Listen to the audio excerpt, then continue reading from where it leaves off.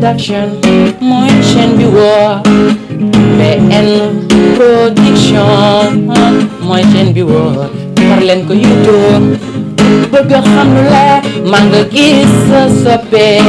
ñëwal ci BN production man moom lay woo mooy chaîne bi ma neex man BN production man moo ma neex ne leen BN production mooy chaîne bi ma saaf soo ko bëggee gis demal ba YouTube nga tàppe BN production gis fa la neex xam fa la neex BN production. Bienvenue à toutes et à tous cant ak ngërëm ci téléspectateurs yi nga xam ne ñu ngi ñuy seetaan ci BN production waaye tey ñu ñëwaat ci nag seen émission bi nga xam ne nag saa su ne dañ koy xaar tous les 15 jours seen soppe tey nag ñu dikk defar déplacement dérangement ñëw seet si benn artiste jeune talent nekk fii ci Géejawaay fii ci fiit mi ci ñëw ko seet si ko xool nag moom ci lan lay yëngu il se nomme Mbagnick le petit Mbagnick petit Mbagnick ñu ngi lay nuyu bu baax. waaw asalaamaaleykum waa Sénégal asalaamaaleykum waa àdduna gannaaw bu ñu sant yàlla julli si Yonent bi di sant suñuy ñaari waajur di gërëm ñëpp di gërëm waa BM mi nga xamante ni dañoo def déplacement ñëw seet si petit Mbagnick fii di bëggee ñëpp di wax ni daal bu ma limee damay juum mais maa ngi leen di nuyu di leen siyaar. gannaaw ba ñu la nuyoo di ziar tamit téléspectateurs yi seetaan BN production di nuyu képp koo xam ne sa soppe la ay ca dañuy door waxtaan wi ci kàttanu yàlla ak mbaaxam kan mooy le petit Mbagnick. waaw petit Mbagnick nag benn jeune la jeune bi nga xamante ni dafa juddoo ci banlieue bi juddoo quartier bi ñu naan Fij mi waaw yàlla dogal nag mu doon jàng école génn ci école depuis 2004 nekk di jàng métier waaw façon métier bu nekk mu dugg ci ba tey suñu borom xiir ko mu nekk ci musique ndax musique nag dañ ko doon fooyee dib ba ñuy nekk tout tànk man ak sumay ami sumay xarit sumay lépp waaw mais nag li ma gën a inspiré wu pour ma dugg ci musique mën naa ni année 2015 la ci laa gën a dugg ci musique jàpp ni lii nii war naa ci mën a am dara waaw petit Mbagnick daal mi ngi noonu. booy bu ñuy jàpp depuis 2015 ba léegi yàggul mais lan la petit Mbagnick apporté ci musique bi nga xam ni moom lay def parce que nit ki bu dee yokku dina ko xam. yow lan nga apporté ci musique bi ngay def. waaw bari na ndax boo nekkee ndaw nekk ci yoon moom li la war mooy liggéey te comme li ñuy wax souvent rek nit moom ci loo nekk ren ba déwén te gisoo ci avancement xoolaatal sa bopp mais ñun ci li ñu nekk yàlla dogal na ni ñu ngi ciy sentir suñu bopp bu baax a baax ndax buñ ciy soog a dugg metti woon na trop. ndax nga jékki-jékki rek ni lii dama ciy dem ndax ñi ci nekk di ci tedd gënuñu ma ëppale ñu ma lenn fële ko ma foncé wane suma bopp tey nga dem ba mën naa ni ñu si bari buñ la xamee ci musique lañ la xamee yàlla dogal ngay créer ay événement muy fees dell di def lu ne kon ñu ngi siy sentir suñu bopp bu baax a baax wax dëgg yàlla musique am na lu mu def ci ñun. am na lu mu def ci yow mais am na lu mu deful ci keneen wala ci yenn musiciens yu bari ci actuellement nii kenn gisatu leen kenn déggatu leen surtout ci niveau mbalax bi te yow nga toog ni man petit Mbagnick damay dem ci mbalax bi foncé wu wone loolu naka gis nga ko gisee danga am ñeneen ñu nekk sa gannaaw pour pousser la wala yow yaa am sa fitu bopp rek ni mbalax bi am na problème mais man je vais faire du mbalax. bari na ñi nga xamante ni dañ may laaj loolu noonu mais ñun dañoo ñëw ak suñu style bopp te yàlla dogal na ni dañoo am ay nit ñi nga xamante ni dañoo nekk suñu ginnaaw di ñu jàppale ci dooley xel ndax xel mooy lépp ku ne xam ne ni musique wax dëgg yàlla bu sa bopp baaxul doo ko mën a def waaw te nag suñu borom mi ngi ñuy suturaal ba nga xamante ne nii waxuma la ñun képp rek mais am nañu ñoo xamante ni ñu ngi ñuy dooleel ci côté boobu ba tax na ñu ngi pare lépp li nga xamante ni nii buñ ko génnee teg ko pour sénégalais yi bëgg ñu ngi ciy pare te incha allah rabbi bientôt rek petit Mbagnick dina wane boppam ci fii incha allah. musique ku sa bopp baaxul doo ko def. il faut nga am tamit inspiration. surtout Mbagnick le petit Mbagnick kañ lay am inspiration bi kañ ngay toog ak lan ngay def nii rek gis ni war nga jël di way ko wala inspiration bi naka la lay dikkee. inspiration bi dafa may dikkee ci anam bu ne ndax man ñi may àndal xam nañ loolu suma waa staff xam nañ loolu man yàlla dafa dogal naturellement nii fu ma toog damay way waaw te bu ma woyee da nga yaakaar ni kii dañ koo bindal jox ko loolu suñu borom daf kaa def ci man ñi may àndal xam nañ ci dara mooy man inspiration dina ma dikkee ci heure bu nekk mën na nekk guddi mën na nekk mais bu ñëwee ci man rek damay jël sama téléphone daal di koy enregistré vocal bàyyi ko sama téléphone après su ma xëyee dégluwaat ko jéem a xool lu ma ciy créé ñu ngi leen di rappeler yéen a ngi seetaan seen émission ci benn production ay ci tey ñu invité jeune talent ñu seet si ko fii Mbagnick ay ca bu ñu jógee foofu nag dañuy xool ni yow yaa ngi def ay déplacement yaa ngi bouger parce que bu ma gisee ci say statut wala ma gis ci Facebook wala ma gis ci Instagram des trucs comme ça ma gis la ni yaa ngi bouger est-ce que bougement boobu lan moo ko waral yow da nga am koo xam ni daf lay dimbali parce que musique bi metti na parce que di dem ay soirée di def ay soirée yooyu wala nga def sa soirée bopp yooyu dafa am lu mu laaj li tax déplacement yu bari yooyu waaw loolu du leen lu dul ànd ak say xarit ak say am di jaamu ak say mbokk sa entourage ndax ku ne xam ne ni musique moom dafa metti mais luñ naan benn bu dëggu moo gën fukki yi dëgguwul te boo amee ñoo xamante ni dañ laa bëgg gëm la te yàlla rek tax jàpp ni yaa leen gënal ku mënti taxaw di way kon am naa yaakaar ne pour ngeen bëgg am li ngeen bëgg day yomb te man loolu la ma yàlla natoo mooy ñi may àndal dañ ma gëm bëgg ma tey jii fi ñuy gis ñuy dem yëpp loolu nag nekk na li nga xam waa staff bee koy décidé ñooy jékki-jékki rek ni ma artiste tey kat fii la ñu war a dem xam nga di ci profité di bëggewaat suma staff bu baax a baax ndax ku ci mel ni suma ménagère moom it mu ngi ciy liggéey bu am solo xam nga di Babacar ba ci Amara mi nga xamante ni moo chargé wu relation extérieure moom ñoom Libaas ak sunu président Khalil ñoom ñëpp ñu ngi ciy jàpp bu rafet waaw ñoom maam Sadou kon xam nga ñooñu di sonn ngir ñun waruñu def leen lu dul liggéey ngir ñoom waaw secret bi loolu la mooy ñi may àndal ñoom ak bëgg gëm ma yee. gis nañ tamit képp koo xam ne yaa ngi way am na ci loo xam ne ci ngay basé wu say thème ci lan nga ko basé wu ci boy way waaw bon thème yi ñu ngi way ci lépp ndax àdduna li ci tënku dafa bari xam nga boo nee ci lii laay tënku rek su boobaa da ngay mën nga juum ndax waykat lañ porteur de voix waroo xool ci lii laay wax wala ci lii du ma ci wax war nga xool lépp loo xamante ne ni méngoo na ak li jamono ji laaj nga génnee ko jox ko askan bi ñu jëriñoo ko ñun foofu lañ toll mooy dugguñu ci musique pour def ko nii benn genre folklore wala dara luñ ciy dugg pour bàyyi ci suñu empreinte yaxamtuwuñu nag ay ndaw lañu nekk ci yoon di liggéey te lu jot rek day yomb mais am nañ yaakaar ni li ñuy togg bis bu ñoree buñ ko joxee Sénégalais yi dañ koy def fuuf waaw ndax lu ñor moom neex a lekk dëgg neexul li ngay togg bu ñoree dafa mel ne am na benn bu ñor mu benn single boo génnee bu tudd trahison xam naa nag dañuy bàyyi suñu bokku téléspectateurs yi ñu savouré ko ñu daal di ñëwaat ci seen émission seen soppe avec Mbagnick inchallah.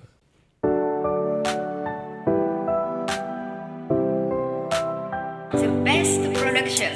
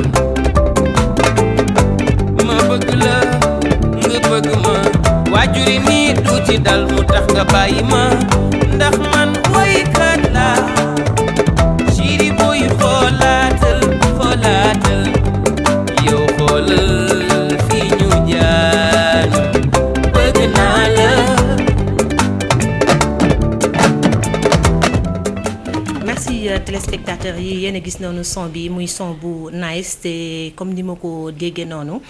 muy trahison le mot trahison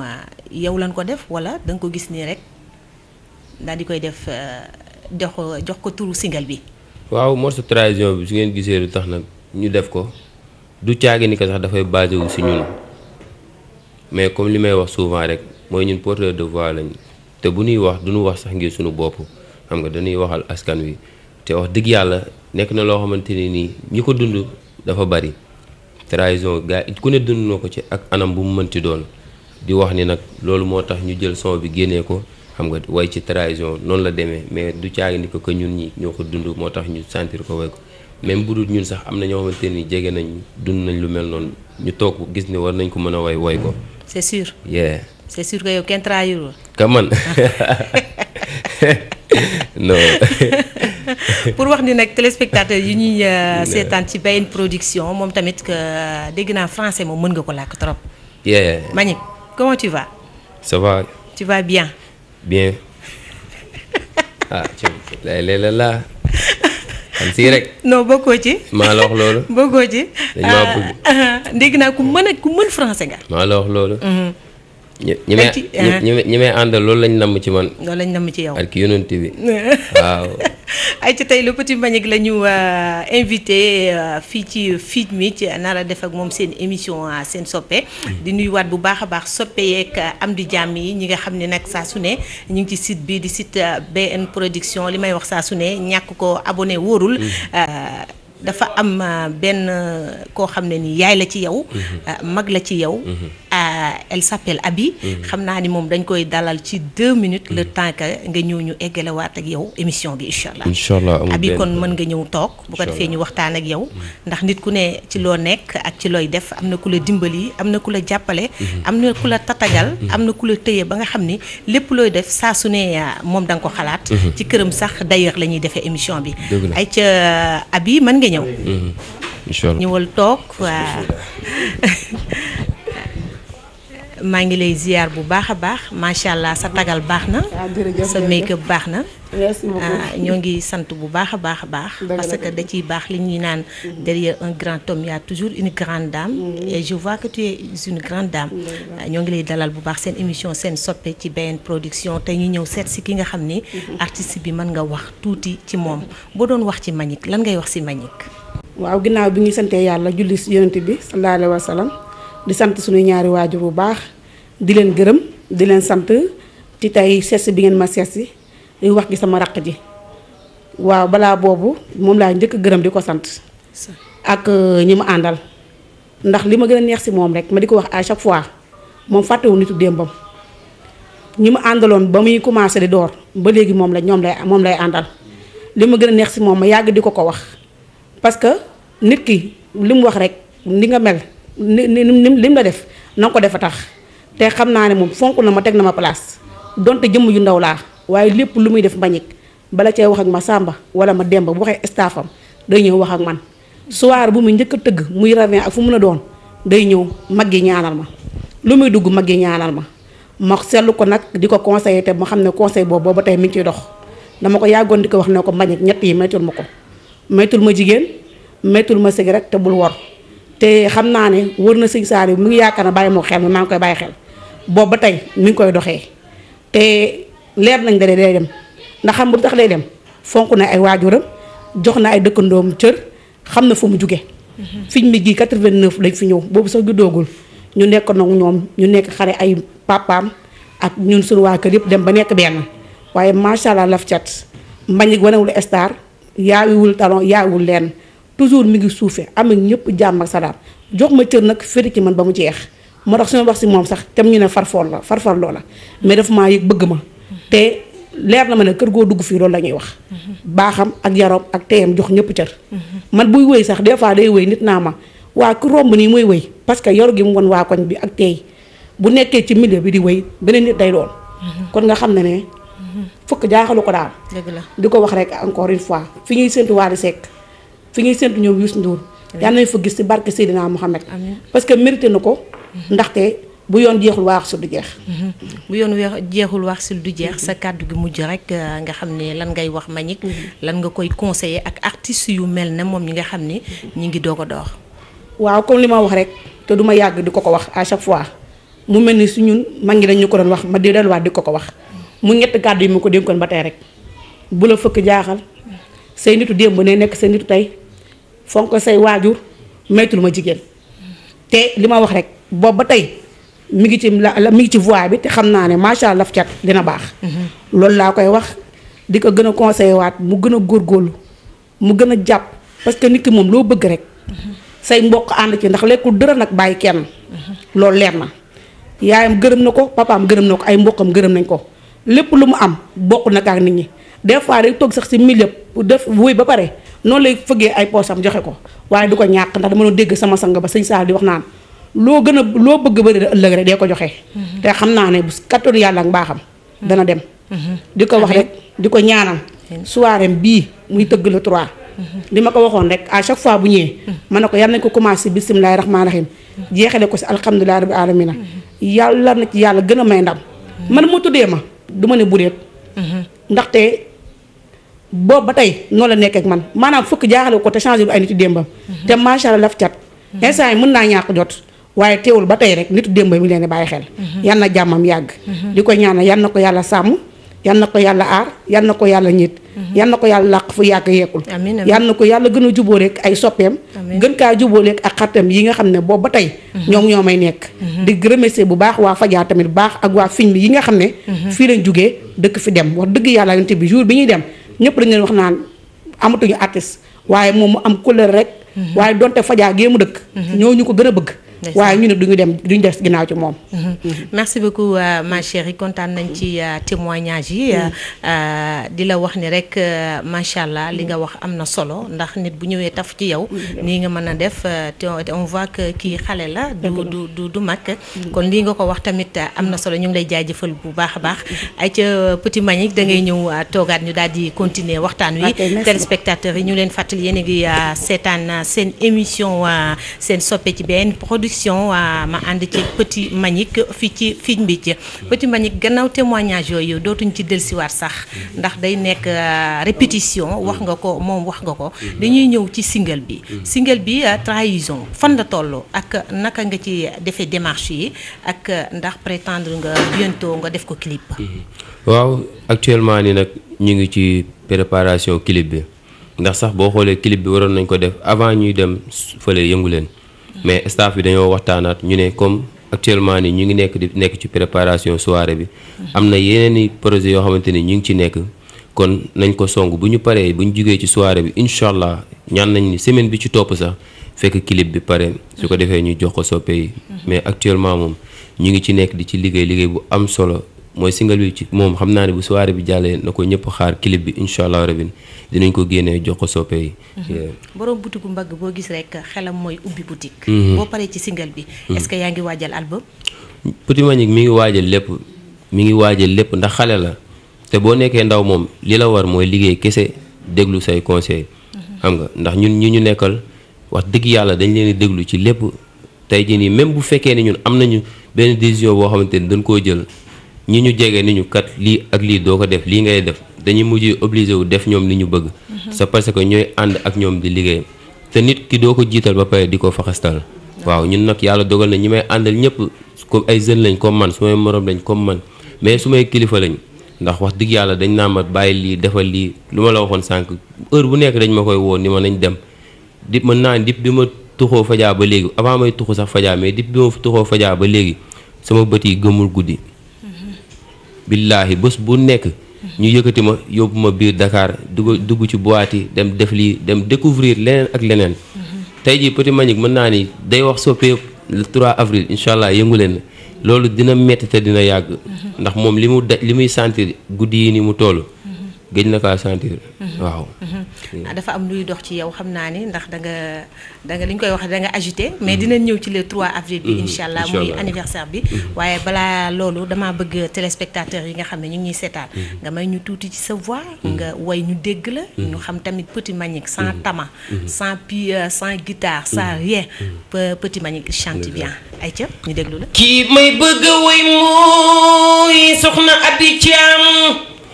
Thiam Babiluy bi mba Thiam dama lay jiim man di bëgg naa la waaw yow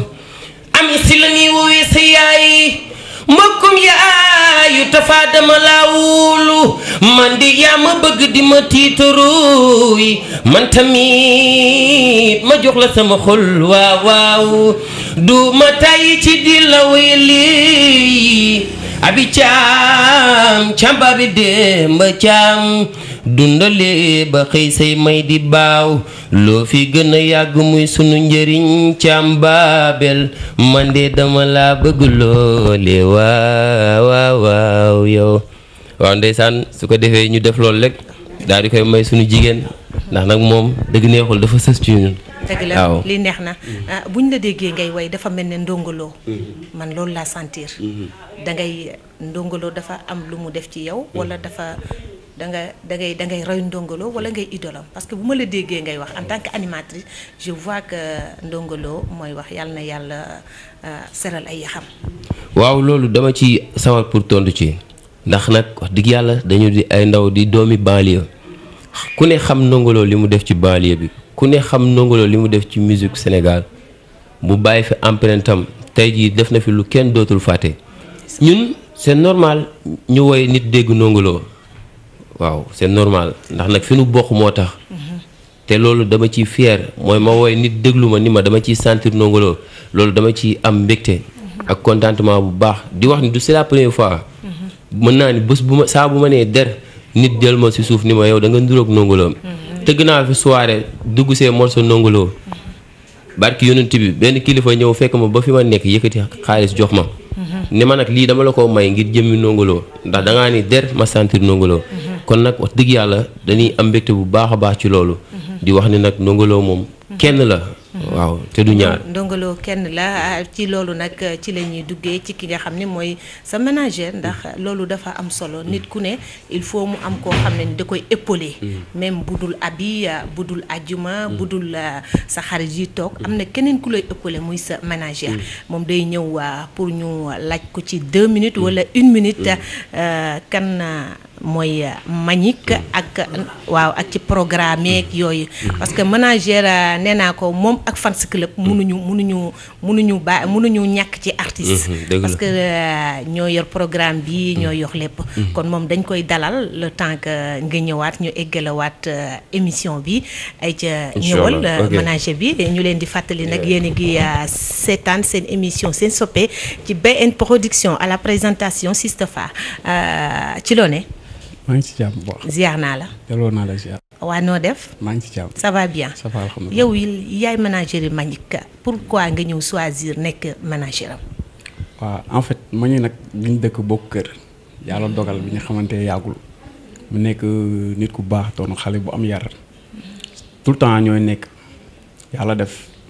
un jour mu ne ma dama bëgg nga nekk sama manager mu ne ko saa loolu diis na de mu ne ma wóolu naa la ci ma ne ko garaawul. amul benn problème loolu dinañ ko dox ba mu mat ndax yow moom même buñ la puusu sax bërgoo ci mbaltar nga da ngay dem parce que li ngay def mën nga ko tu as une voix d'or loolu dafa leer c'est pour cela moo tax ma gën ci sawar parce que Petit Mbagnick kenn la daal waaw Petit Mbagnick kenn la fan ngeen toll ci programme yeeg yooyu ak déplacement yi muy def ak maanaam single bi album bi et tout ça est-ce que tamit prétendre nga un jour ngeen dem di déplacer ou dem dans les régions parce que ni ma ko gisee nii buy way day mel ne ndongoloo mooy way. waaw loolu dëgg la li ngay wax nii moom daanaka fu mu yuuxoo rek. dañ ko koy wax. ne ndongoloo mooy way te et puis ñi ngi préparer lu rëy pour ndongoloo. waaw incha allah rabi. képp kuy bëgg ndongoloo. day yaakaar sa bopp ci ndongoloo da nga xamante ni sa fans la jàppal ni di nga gisaat ndongoloo insha allahu rabbi parce que Petit Mbagnick pare na pour loolu noonu Petit Mbagnick ñu ciy liggéey quoi pour ñu ñëw rendre hommage ndongoloo ba nit ñi ndongoloo bu fi nekkatul am na ku ko fi taxawal waaw Petit Mbagnick pare na pour loolu ndeysaan am na solo BN Production ndongo bàcc ndongolo production xam naa ni moom dina ci kontaan ndax kii ñëw fekk si leen tey xam naa ni moom tamit ko doon laaj ci ndongolo dina am lu mu ci wax yaa ngi gis ni sax ci t-shirt bi mu sol muy rendre hommage ndongolo kon xam na ni tey ji mel na ni say am di jàmm ay mbokkam moom da ñëw seet si Mbagnick tey boo ko doon digal le mot de la fin pour wax ko naka lay jàppee naka lay demee ak naka lay defee lan nga koy wax en fait Mbagnick li mu koy wax lu ndaw kese la bëriwul parce que macha allah xale la bu ñu sol yàpp mag. macha allah nga jàppale ko mu dem jàppale woo ko tey dem. man mii di manager am sax am na position yoo xam te ne moo ma fay teg. te man dama fier ci loolu. je suis content de ça. ñun ñi nga xamante ni ñoo nekk ci ginnaawam lu ci bëri moom moo ñu fay teg. succès bu ñu am. c'est à cause de Mbagnick. man li ma koy wax lenn rek la jikko bi mu yor nii jamais mu changé ko. da bañ a tontu waxi noonu. parce que en fait yoonu musique dafa garaaw. di nga am ñu lay faqastal dina am ñoo xamante ni duñ bëgg nga dem ba si ñi nga bokkal sax en fait. c'est pour cela. moo tax li ma koy conseillé lenn kese la. mooy que ni jikko bi mu yor nii. bu mu ko changé jamais ci àdduna. bu mu ko changé bu mu ko changé. merci beaucoup Hawa kii mooy manager Petit Mbagnick da ngay ñëw toogaat ñu continuer waxtaan wi. Aïcha merci beaucoup téléspectateurs yi ñuy seetaan ci benn production à la présentation Sistapha seen émission seen soppe tey le Petit Mbagnick la ñuy dalal. pourquoi le mot Petit Mbagnick mot bi daf ma xaw a jaaxal Petit Mbagnick. waaw Petit Mbagnick loolu boo gisee sax waaw mën naa ni lu ma gars yi tàmm di woowee la xëy na ci musique bi ñu nekk dama ci gën a féete ndaw ndax boo xoolee ni musique Sénégal fii mën naa ni Petit Mbagnick moo ci gën a nekk xale. waaw gars yi nag Mbagnick laa tudd sant ba ñu may dàqantalee Petit Mbagnick. ndax nag nekk naa ndaw mi nga xamante ni mën naa ni damay bokk ak sumay grand frère ndab. ndax li ñuy def laay def fi ñuy taxaw laay taxaw amaana ku ma ci ëppalewul dara ëppale woo ma ko. mais nag yàlla baax na li ci kanam rawali bët. gis nga ni musique bi léegi bëri na ay fakkatal bëri na ay yoo xam ne nii ay yu doy waar yoo xam ne nii yow mi nga xam ne xale mag ñi sax dañ koy gis. parce que tu vois que da ngay gis benn artiste nga koy gis de haut niveau nga koy gis ba léegi gisatoo ko. yow loolu lan la lay jox ci booy def musique parce que musique bi metti na am na ci ñoo xam ne nii na ma yàlla baal doon nañ def musique ba léegi kenn gisatu leen. loolu lan la day def yow. waaw bon musique bi nag li ci nekk daf bari. waaw comme ni nga ko waxee léegi bari na ñoo xam dañ lay faxastal xam nga ñi nga xamante ne dañ lay woon bëñ bu weex fekk yéenew ñu la jàmm. mais loolu yëpp ak musique ñoo ànd ndax ku ne musique ne coow léegi nag dañuy ñaan suñu borom doole ñu sutura te musal ñu si yenn yu bari. di wax ne nit ku ñuul moom lu mu la bëgg waxal mënoo mësa ko waane ba du la ko waxal. te dañ naan ku boot bukki xaj boobu la. ñun nag dañuy sant yàlla bu baax a baax ba nga xamante ni suñu borom boole nañu ak suñuy nit. te dara du tax ba ñu bàyyi suñuy nit ndax ñun ñoom ñoo ñu gënal sax suñuy bopp. waaw côté boobu moom wax dëgg yàlla dama naan ñun moom ñi ngi sant yàlla bu baax a baax ba suñu borom may nañu xolu muñ bi nga xamante ni lu ñu waaye def dañ la koy jéggal te yàlla rek tax. te nag di ñaan suñu borom defal ñu xol bu làpp ba nga xam ñëpp la ñuy yéene jàmm. yaa ngi waajal bis bu rëy.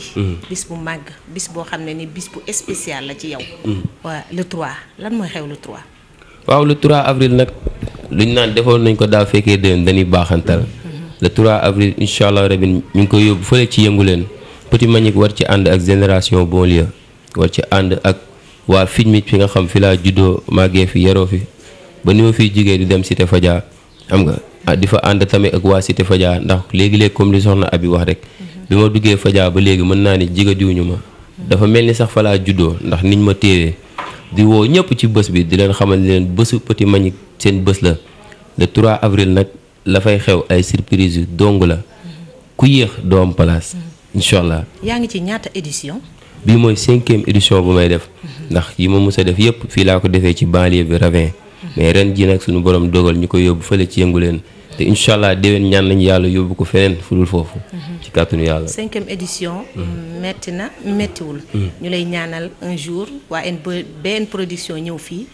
dalalaatal la ngay dem ay grand théâtre incha allah parce que bëgg nañ artiste bu ñu dalal ci site bi. macha allah yàlla ubbil la ay buntu yu baree baree baree amiin amiin. ginnaaw loolu kan moo lay jàppale ci bis bi nga xam ni sa anniversaire la le 3. waaw.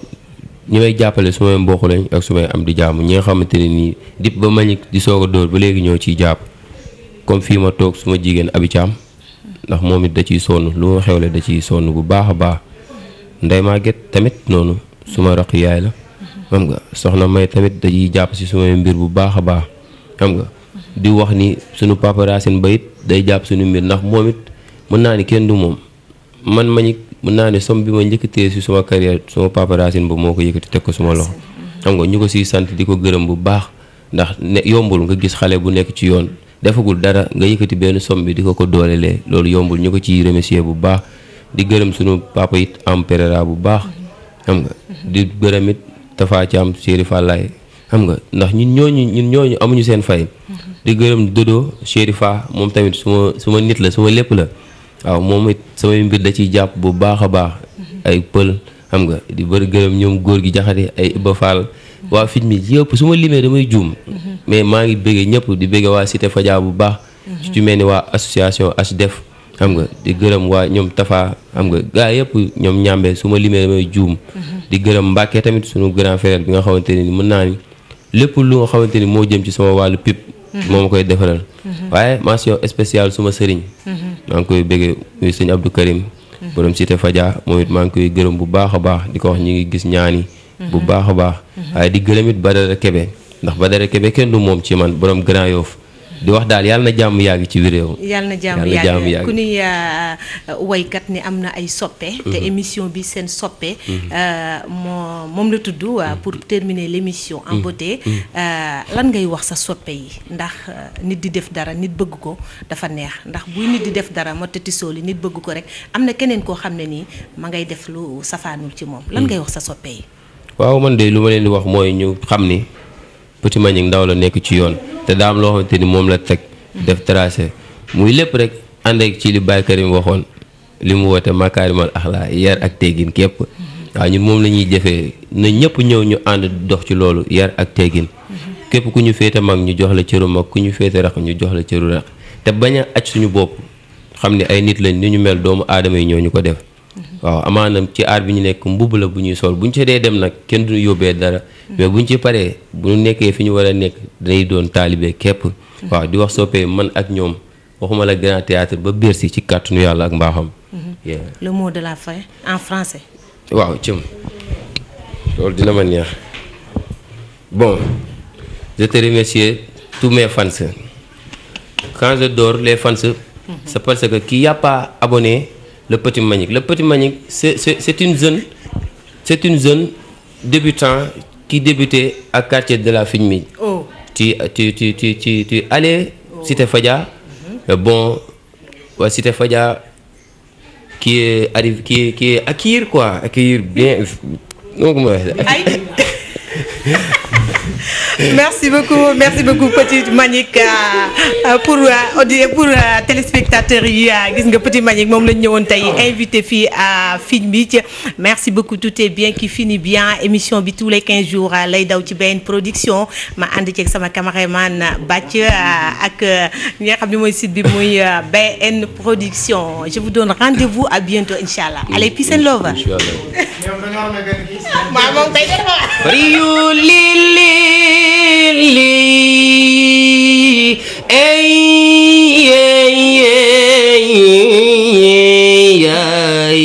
waa BN Production lay wayal télé bi may seetaan yaay alile oh waaw man de yéen lay seetaanooy yéen lay seetaan ba gëmmentu dem tëddi waa BM bëgg naa leen waaw waaw yow Tafa dëgg neexul moom it suma jigéen maa ngi koy bëgge bu baax a baax waaw beneen pour si Tafa cëm eey sama nangan àddina ku yablu sa baay barke wàcc la siste fa sa baay dawul xare yi waaw kii may bëgg way mooy waaw kooku mooy siste fa jigéenu Petit Mbagnick lay wuyal lay la la jarama ndeysaan yàlla jàmm yàgg BN Production mooy chaîne bi woo BN Production mooy chaîne bi woo far leen ko YouTube bëgg xam lu leer maa nga gis sa soppe ñëwal ci BN Production man moom lay woo mooy chaîne bi ma neex man BN Production man moo ma neex ne leen BN production mooy chaîne bi ma saaf soo ko bëggee gis demal ba YouTube nga tapé BN production gis fa la la neex